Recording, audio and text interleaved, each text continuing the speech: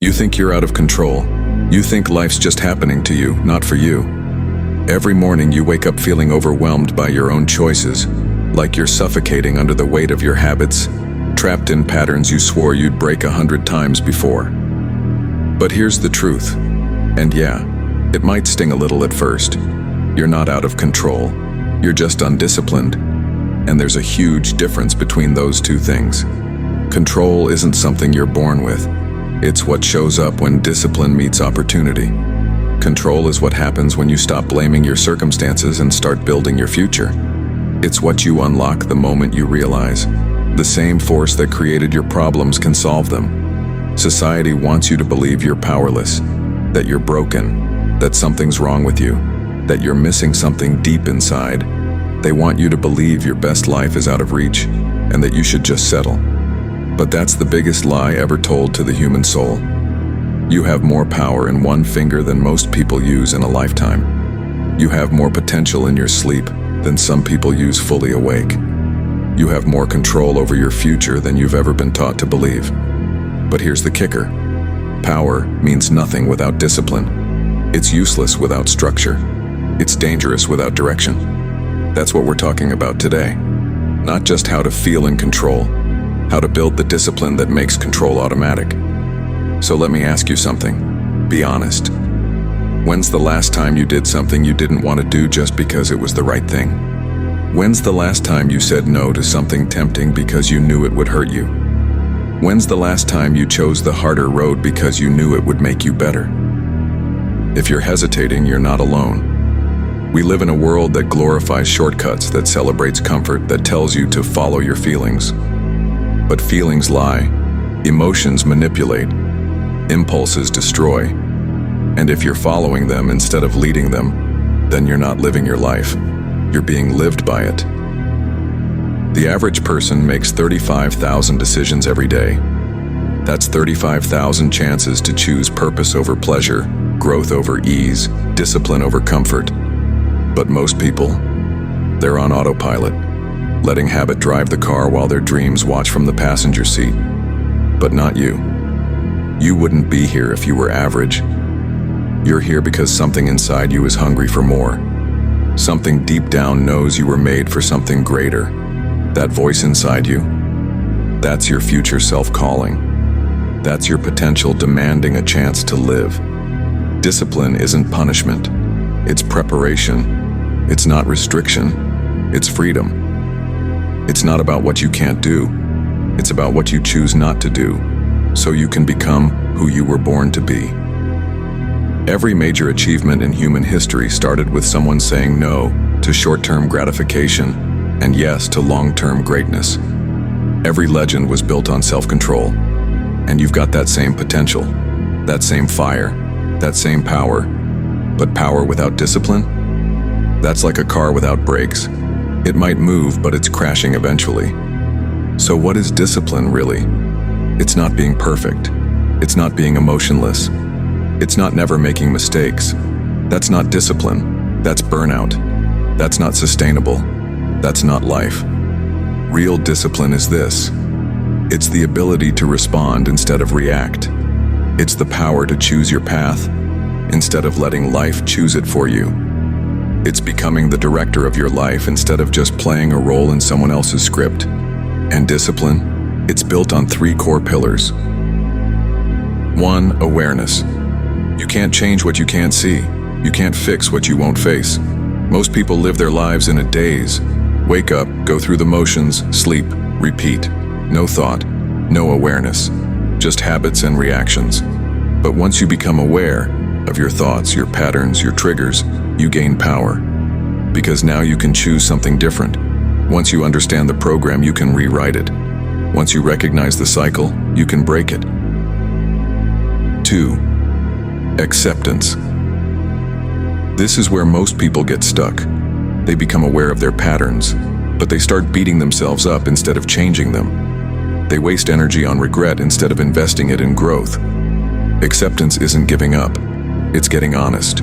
It's saying, this is where I am, and now I get to choose where I go. You can't undo the past, but you can rewrite your future. You can't control what happened to you, but you can control how you show up now. 3. Action. This is where discipline becomes real.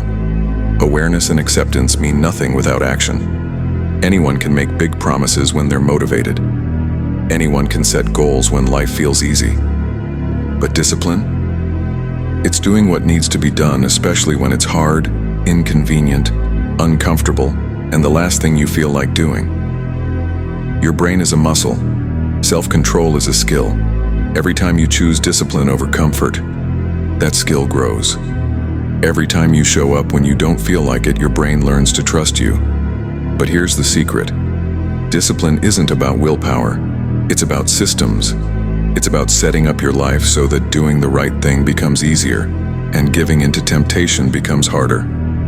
Want to eat clean? Don't fight cravings all day. Prep your food ahead. Get the junk out of your house. Want to wake up early?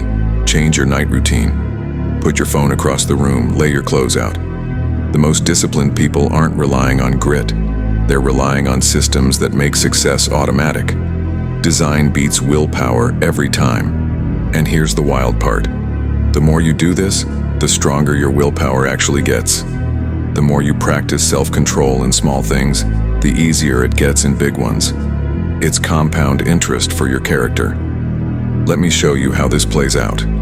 2 people, same background, same skills, same dreams.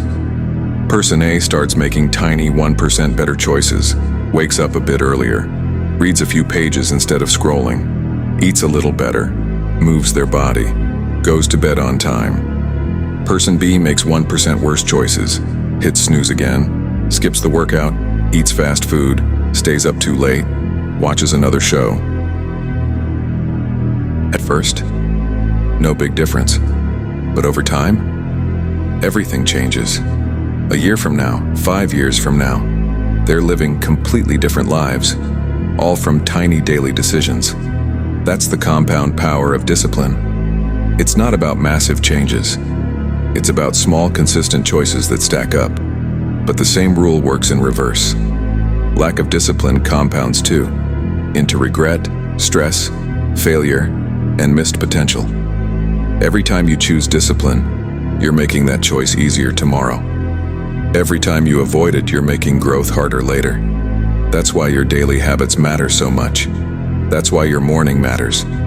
Win your morning, win your day. Win your day, win your week. Win your week, win your month. Win your month, win your life.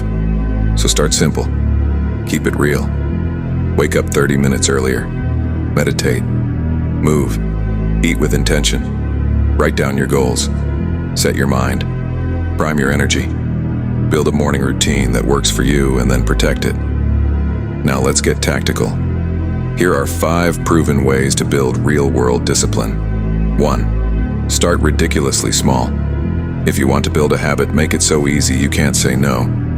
Put on your sneakers, read 1 page, drink 1 glass of water. Why?